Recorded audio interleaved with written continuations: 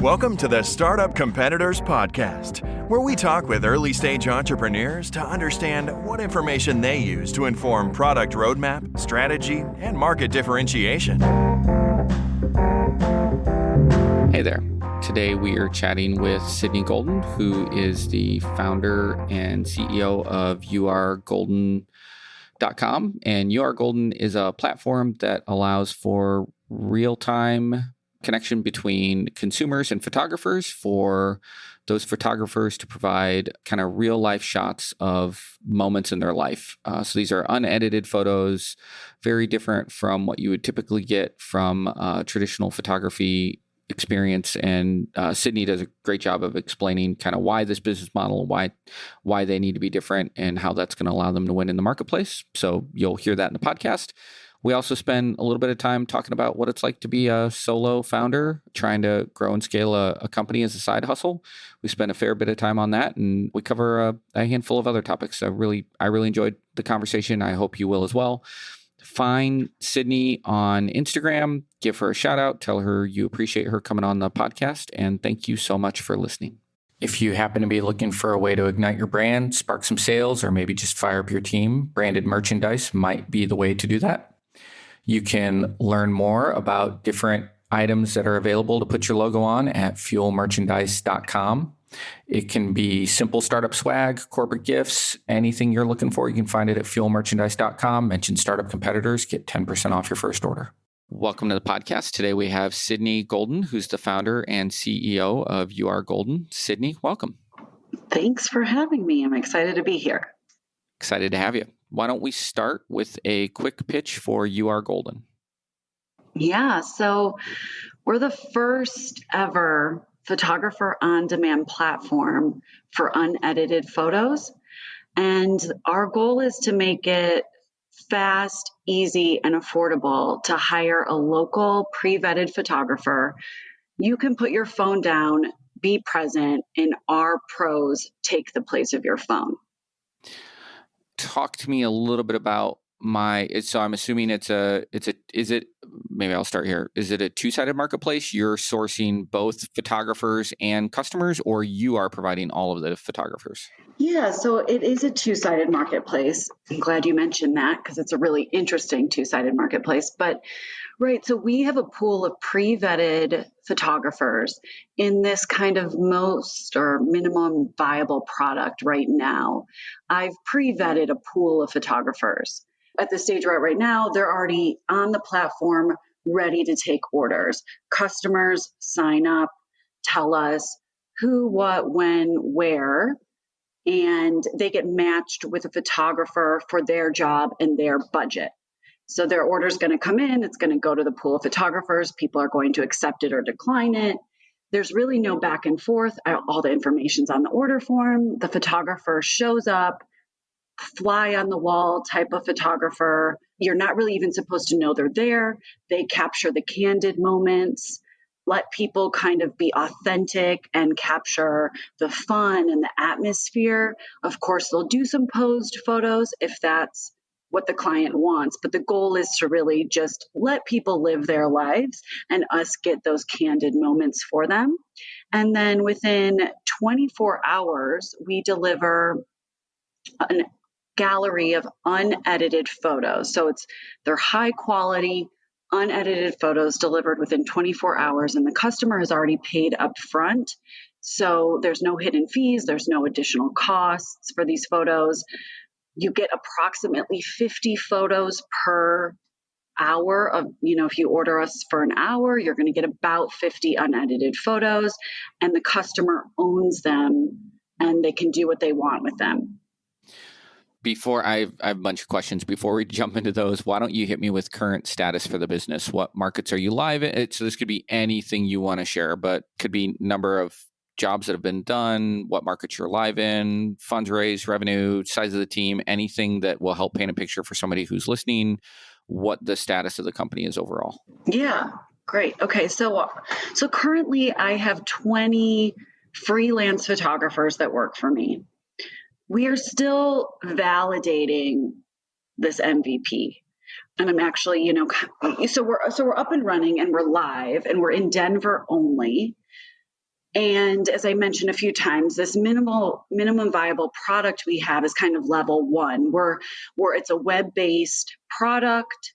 I've pre-vetted the photographers to make it as easy as possible for me to just do customer acquisition and fulfill orders. So that's kind of where we're at with the MVP. The goal is to build an app, to make it truly on demand. Right now, we ask for about 72-hour turnaround time.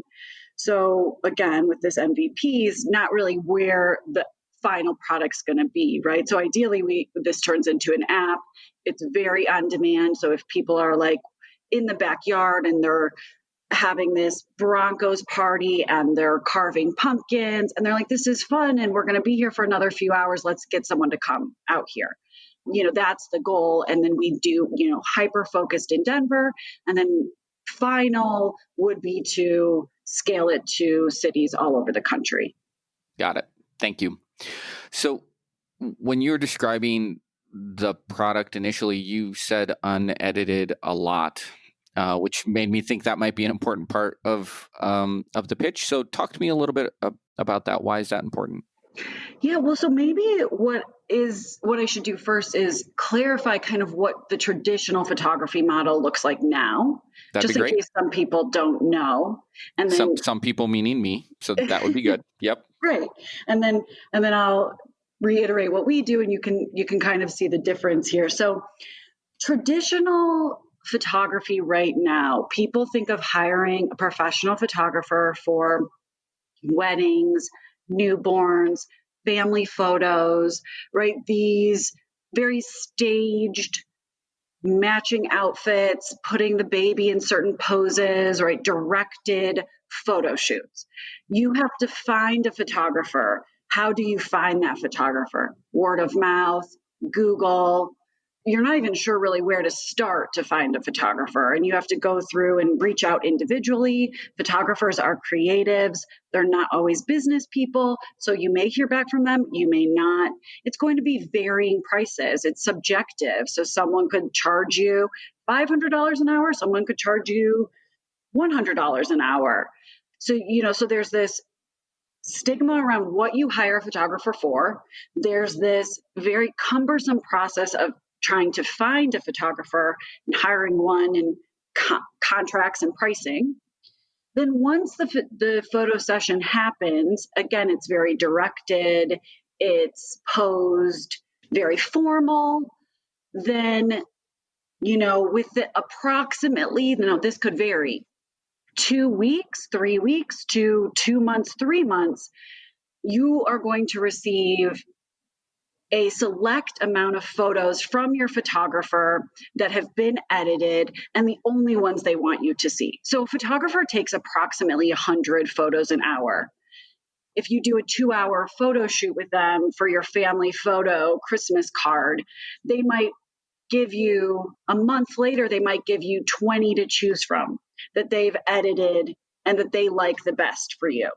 Then from there, you have to pay an additional fee. So you're paying upfront an hourly rate for their time, but then on the back end, you're paying for edited photos because that's a part of the work too.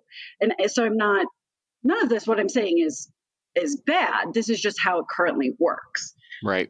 So that's what like traditional photography looks like. The problem is we live in an on-demand world.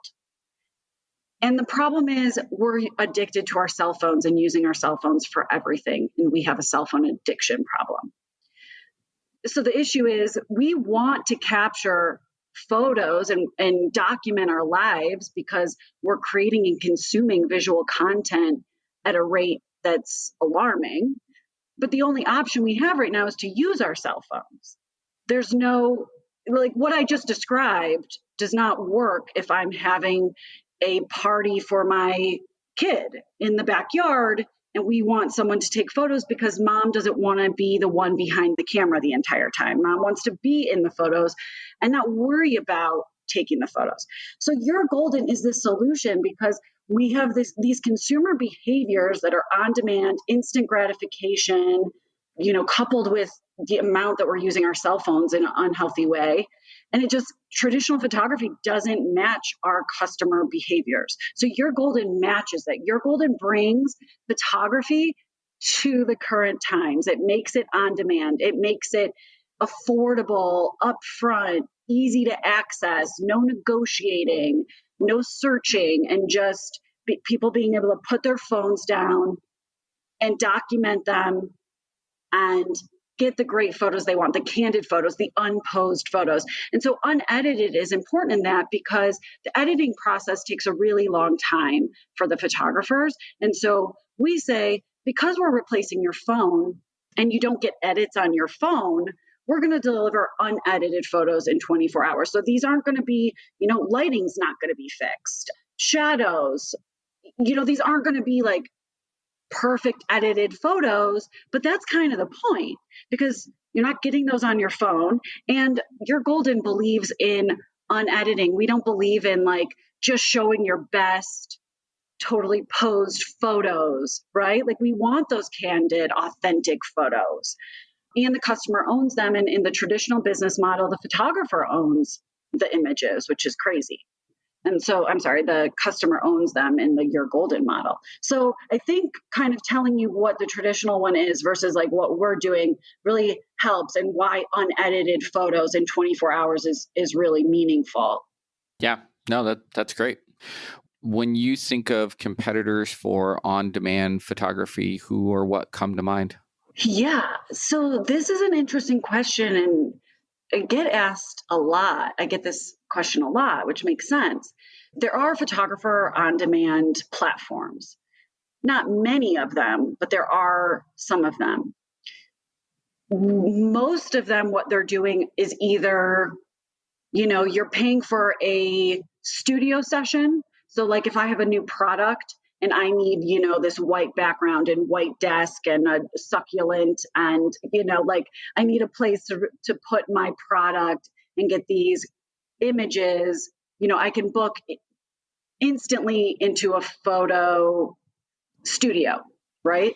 Right. Or I can book quote unquote instantly on these other photography on demand apps, but they are still for weddings, babies, families, engagement photos. They're booking these on demand for those traditional photo shoots, and they're not delivering unedited photos in 24 hours.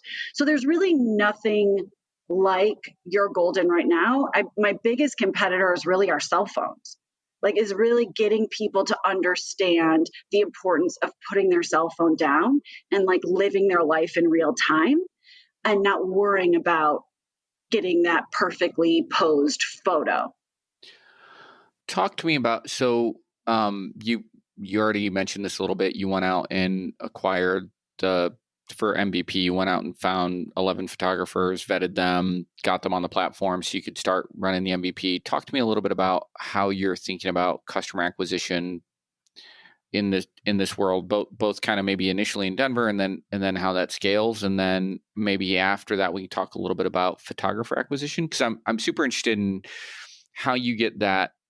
So there's the customer messaging, which you seem to be very, very crisp about, right? In terms of this is replacing you behind your camera at an event, which I love, that I very quickly can see where that fits in my life and in my family's life. And that creates a nice call to action. But then I imagine then there's potentially an education problem on the photographer side where you're introducing a whole new kind of thing to them that they're not used to. So I'd love maybe talk a little bit about one side of the marketplace first, and then we can go to the other. Yeah, totally. So the customer, it's interesting.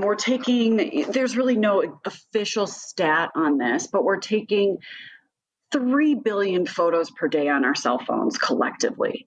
And so we all know the death of a product is marketing to everyone. In theory, anyone who has a cell phone and is taking photos could be our client, right? But that we know that's not smart. So my client right now, who's my ideal client, is a woman between 25 and 40, and getting her to use us, a few times a year. So whether she just, maybe for the proposal, and then maybe it's for a wedding shower party, or maybe it's for her bachelorette party, or right. So it's like she has these kind of milestone moments, or it's a mom, she just got pregnant and now she's going to do a gender reveal party, and then she's going to have her baby shower, and then it's going to be her 1 month birthday and she wants us to come. So like there's these what I'm calling milestone moments that really make sense for us, because you're not going to hire a traditional photographer at that cost and that whole cumbersome process, but you want to be in the moment. You don't want to worry about having your phone out the entire time. So that's who, we also are targeting young professionals making about 75K plus, who spend time on social media, who are doing outdoor activities, who have a side hustle and maybe create a lot of content for a website. Those are my two targets right now.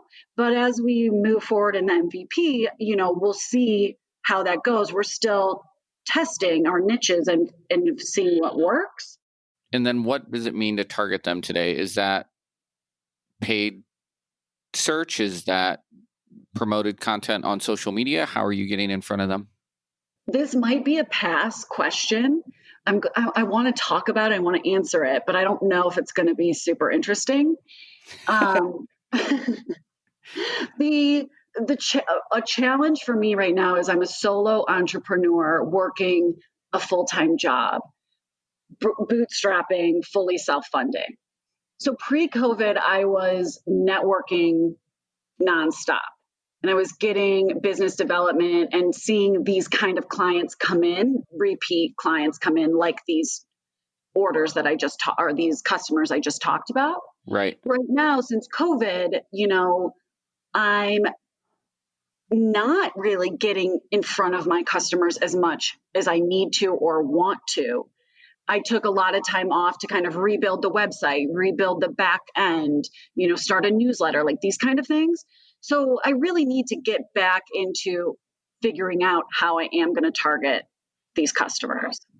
While you may think that's an uninteresting answer, I would say my suspicion is a very large percentage of the people who are listening to this podcast are working a full-time job, thinking about launching a side hustle, or are in the process of doing it. They're probably bootstrapping. They're not venture backed. It's like, so I think that pain that you feel trying to do that is very much pain that I think a lot of people would feel and can probably really appreciate the challenge of doing that. Outside of customer acquisition, how else has COVID kind of impacted, since we're there? How else has that impacted things? COVID's really, really interesting for Your Golden. So initially, events were really a no-brainer for us. Not necessarily like corporate events, but, just parties of any kind.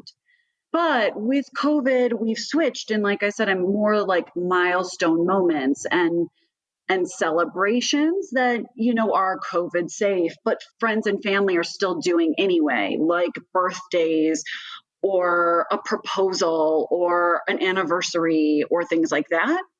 So we're shifting away from kind of like big group gatherings where I'm not maybe approaching event planners and local bars and restaurants, and I'm more trying to go after people doing their milestone moments. And as I mentioned previously, kind of trying to get them for one and then bring them back for a few times a year. So COVID's, of course, it's had an impact, but to me, it's not deterring me in any way. And in a weird way, it's actually helping. So when you think about COVID and some messaging that's coming out of COVID as we live through this and move through this, it's phrases like screen fatigue. It's phrases like social disconnection, isolation. People are sick of scrolling. People are sick of looking at their phones. So COVID has actually kind of brought to the surface this message that Your Golden's been saying for a while, where it's like we all need to put our phones down. We want reasons to forget to check our phones. And I think COVID's bringing that to the surface. COVID's making people realize, like, oh my gosh, I'm sick of staring at a screen all the time. I'm sick of scrolling through social media. I just want to put my phone down. So in an interesting way, I actually think we have a really unique opportunity with COVID. Nice. Shall we talk the photographer side? Yeah, that's where I was just going to go next. Please. Yeah, great. And I'm so glad we're touching on this because not a lot of people ask me about the photographer side. So a year ago, I started getting the pool of photographers together, just knowing in this MVP it was going to be really hard to onboard photographers as I'm trying to also gain customers. So I just wanted this pool of photographers that wasn't too big, where they weren't getting enough jobs to stay interested, but wasn't too small where a job wouldn't, where a job would go unaccepted. Yeah. So when I started reaching out to photographers, I met with them in person at that time, and a lot of them said, this isn't what we do. We never do this. There were a lot of absolutes. Like, we always edit photos. I would never deliver unedited photos to a customer. Like, I just don't do this. And so I heard that. And so interestingly enough, to me, that actually fueled my fire. I was like, if they're telling me they don't do this and no one does this, that means no one's doing this. That means I have an idea that no one's doing right now. And that was exciting to me. And that's like where my passion came in. Right. You found the white space in the market. Yeah. A lot of people might say, oh, I'm getting a lot of no's. This is bad. But I'm like, no, I'm getting no's. This is great. But then I talked to photographers who were like, oh, heck yeah. Makes sense. No brainer. And yes, I want to make extra cash quick on the side. Why not? So it's free for photographers to have a profile. It's free for them to accept or decline jobs. It's free for them to take the job. Like, I don't charge them anything to be on the platform. The business model is 80-20. They make 80%, I make 20%. There's no downside in it to them. They don't have to accept a job. If it works for their time and they want to accept it, they can. So it's really like there's no risk in it at all. And getting back to that two-sided marketplace, what's so exciting about this is because of that, those absolutes, because never deliver unedited photos, always send edited photos, things like this, right? That's going to deter photographers from handing a card out to a customer. The customer might say, hey, can you do the same thing for my kid's birthday party? The issue is that photographer is kind of protected under your golden. So they can still have their wedding business, engagement, families, babies, and they can still charge their crazy expensive rate for that and do your golden because they're protected, because nobody knows it's Joe photographer delivering these 50 unedited photos. They come from your golden. And so the photographer doesn't really, if someone says, hey, oh my gosh, you did a great job at my cousin's birthday and I'm getting married in 6 months and I'd love for you to do my wedding. Great. That makes me happy. We don't want weddings. Exchange information galore. The good news is photographers don't want to start devaluing their product. They don't want to start going direct to consumers with unedited photos because it devalues all the other things they do. So this two-sided market people are like, well, aren't you worried about that? And I'm really not worried about that. Will it happen? Sure. I'm sure it will. But the majority, I'm not worried about it. So it's really beneficial for the photographer. There's no risk. They can take jobs when they want. They make 80% super quick. There's no editing. It's a couple hours of their day. And what does the vetting process look like for those photographers? So you must have a professional camera. You must have a social media or website dedicated to photography. You must have things like a working cell phone, reliable transportation. There's this kind of checklist of things, but we don't want people who are just showing up and using their iPhone. Not to say your iPhone doesn't have a great camera, but we right now are starting with photographers that have some experience. Maybe it's just a side hustle right now. Maybe they're not getting paid for their photography, but they have it as a side hustle and they have their social media account and they have pro equipment. They could still come on board. Got it. We take all levels. We take someone who's been doing it for 15 years and someone who's been doing it for 1 year. Right. This episode is brought to you by Full Stack PEO. Most founders start companies because they figured out a better way to solve a problem or serve a need, not because they love tracking payroll, filling out compliance forms, and explaining employee benefits packages. And yet, all that stuff still has to be done. That's why there's Full Stack PEO. Full Stack PEO specializes in turnkey HR for emerging companies, not just those core services, but advice and expertise that help founders maximize employee potential. Curious? Find out more at fullstackpeo.com. When you envision this business 5 years from now, I'm less, and I know you're not, but I'm less interested in about the geographic expansion and what that entails. But I'm a little more interested about like the product offerings and how you think they evolve, both as you scale, but also as, you know, maybe the business model becomes a little bit more accepted by the photographer community. Like when you envision this, not, you know, when you're out of MVP mode and this thing is really humming, what's different between today and then outside of just like, you know, basic scale? Yeah. So we're going to be, you know, on an app. We're going to be truly on demand. Right now, like I said, we do ask for 72 hours. We can turn it around quicker. If someone was like, I need something tomorrow, you know, we can do it, but it's just not what we're doing yet. But so, you know, fully on demand, app based, and ideally maybe even some sort of subscription model of some kind. So get someone, buy a package and get a photo session once a quarter or something, you know, because people do have these milestone moments like 4 times a year. They, you know, so that would be the goal too, is to get people to, well, we do have repeat customers, get people thinking about this more long-term and ways to use it, to integrate it in more ways throughout their life. So I think those would be the 3 biggest things. People ask me, will we offer edited photos? And as of now, the answer is no. And I'm really clear on that. And I'm really true to that. You know, what we're planning on adding video. So we will do a similar model with videography. I'd say those would be what I'm looking forward to on the horizon. Got it. Have you had any events yet where you've deployed multiple photographers to the same event? Yeah, we did. We had a couple. So we do, you know, we do B2C, but we also do B2B. And ultimately the B2B we do gets us to the C, which is the goal. But for example, there was this co-working space, unfortunately, due to COVID. It's not going to reopen, but it's called The Riveter. They're national.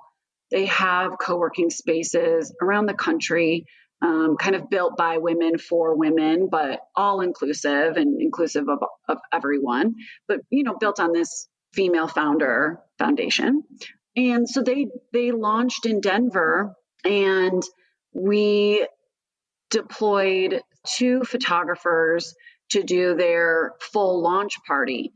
So what's interesting is when you think of your golden at like this launch party, for example, you have to think of it as we're not there to take photos for the event planner.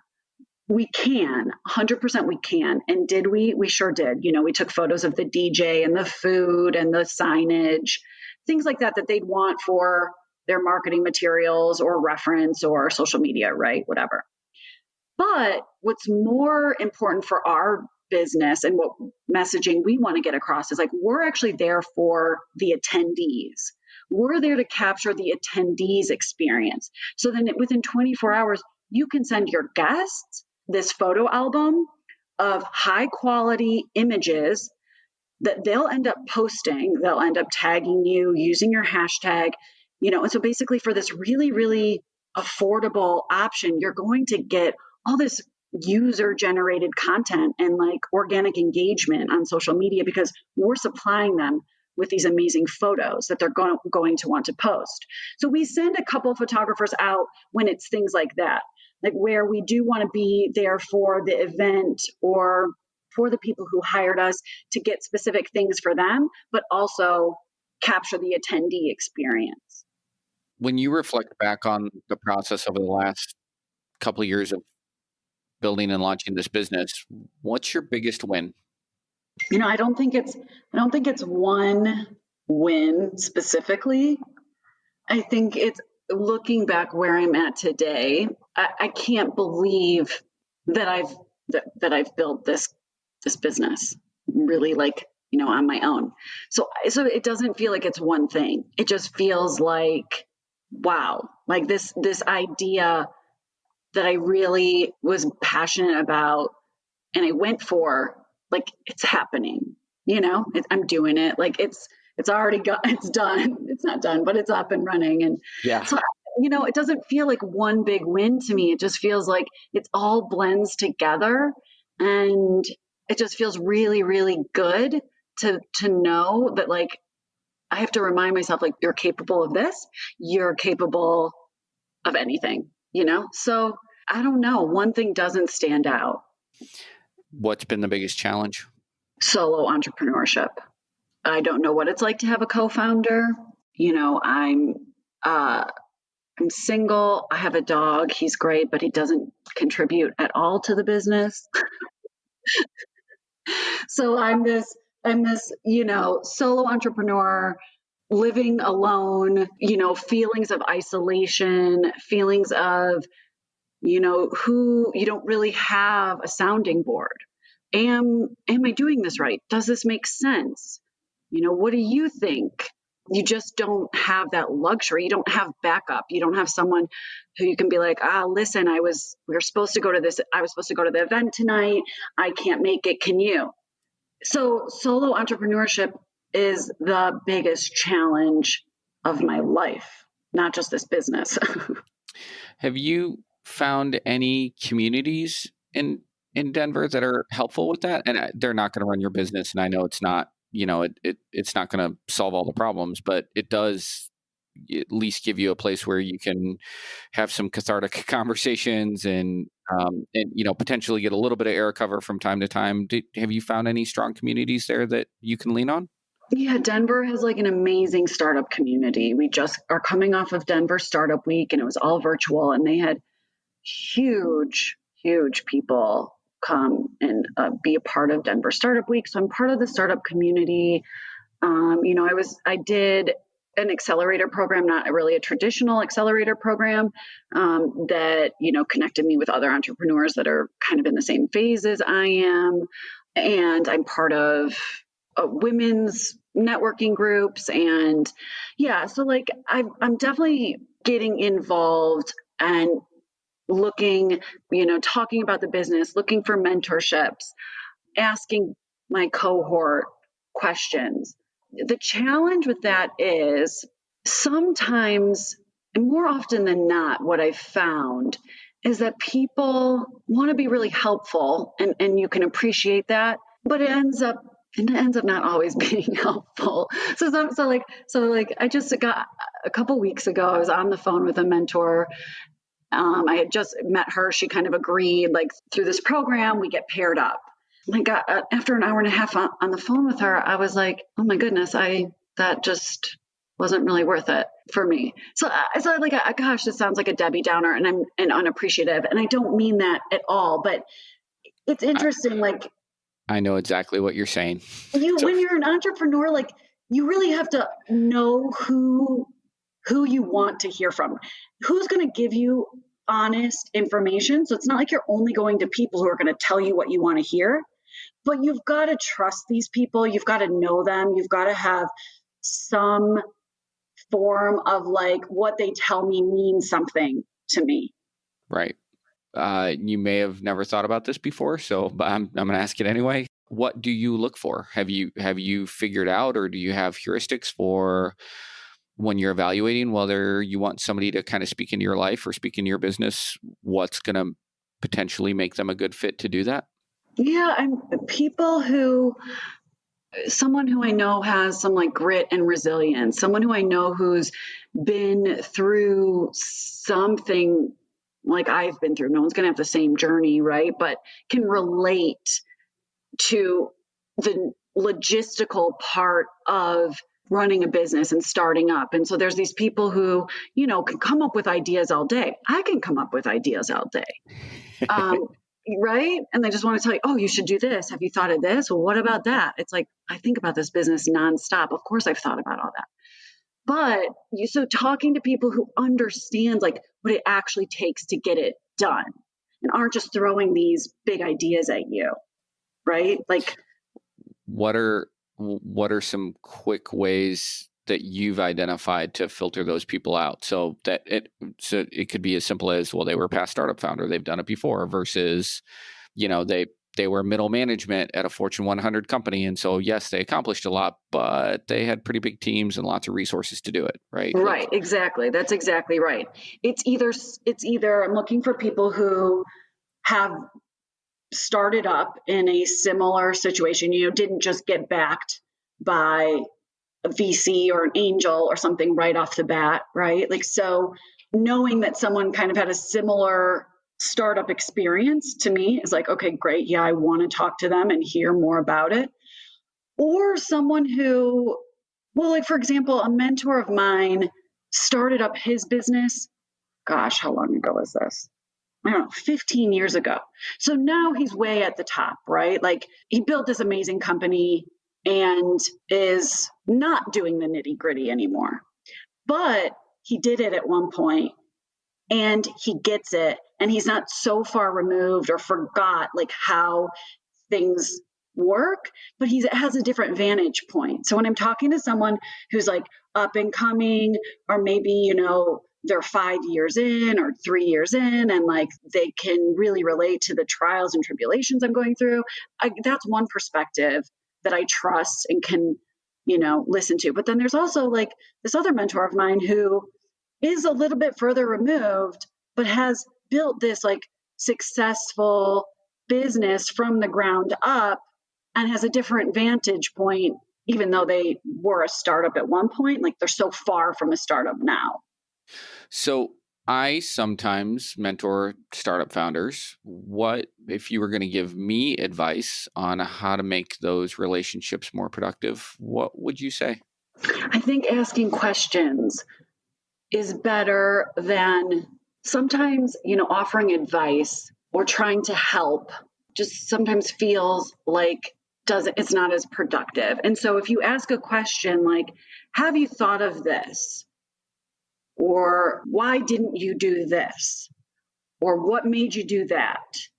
So you're imparting your opinion, like saying, was there a reason why you didn't hook up a credit card in the e-commerce process? Okay, that would never be a thing. But, when you ask a question, like you're kind of saying, hey, you should have done this. Right. And I want you to think about it. And if you did think about it, I want to know why you decided not to do it, rather than just saying, hey, you should have done this. Like, there's always going to be a story behind it.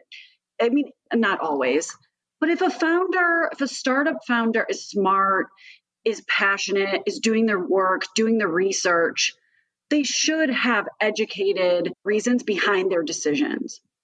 So like, hey, why didn't you put a navigation bar at the top of your website? Like, that's standard operating procedure. I'm wondering, like, why didn't you do that? And they could be like, oh my gosh, I never thought about that. Great, I'm getting that done. Or, hey, here's why. I think asking the question just gives the entrepreneur the opportunity to explain before you just make the assumption that they didn't know to do it. And so the alternative there would be a mentor coming in and saying, okay, I took a look at your site. I think if you really want to get to the next level, you need to add a navigation bar. You need to add credit cards, not just PayPal for checkout. You need to add, right, and basically just rattling off a list of to-dos. Mm-hmm. For me personally, I think people do that to you? I mean, I'm probably not so black and white, right? But like when I think about this conversation I had a couple weeks ago, that was an hour and a half, it was just kind of like, you should do this and go here and do that. Interesting. Yeah. And, but it's interesting too, because a lot of people have opinions and they like to give their opinions. People like to talk about themselves and why they think these opinions.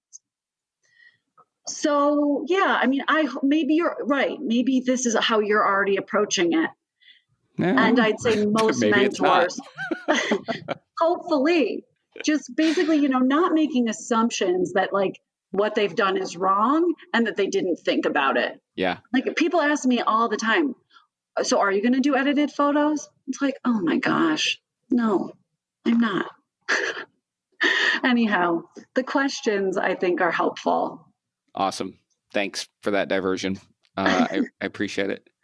All right. I've kept you too long. If people want to get a hold of you or if they want to learn more about You Are Golden, what's the best way for them to do that? So our website is the letter U, the letter R, golden.com. And we're most active on Instagram. And so that's just the letter U, the letter R _golden. I'd say those are the best places. You can sign up for our newsletter on the website and you can follow us on Instagram. Awesome. Sydney, congratulations on the success you've had. It is a lot to do on your own as a side hustle in a pandemic. So, you got that going for you. Congrats. And please keep me up to date as things grow. Can't wait to welcome you guys to Indianapolis. Thanks so much, Michael. It's been fun. It's been really fun talking to you, and I appreciate your time. Awesome. Thank you so much.